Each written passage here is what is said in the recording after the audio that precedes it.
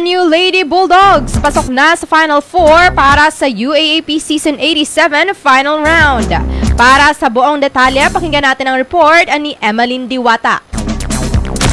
Pasok na ang NU Lady Bulldogs sa Final Four ng UAAP Season 87 matapos talunin ang UA Lady Warriors sa tatlong sets sa score na 25-8, 25-22 at 25-12 na ginanap sa PhilSports Arena sa Pasig City nitong Miyerkules.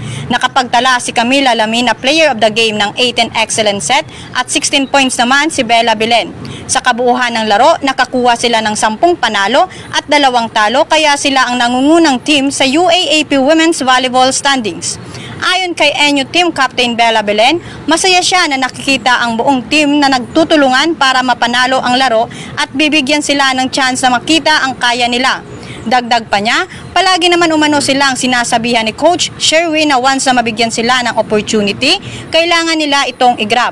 Samantala, makakalaban ng Lady Bulldogs ang Ateneo Blue Eagles ngayong darating na linggo, Abril 13. Para sa 96.7 Rinconada News FM, ito si Emeline Diwata, nagbabalita ng tapat, naglilingkod ng sapat.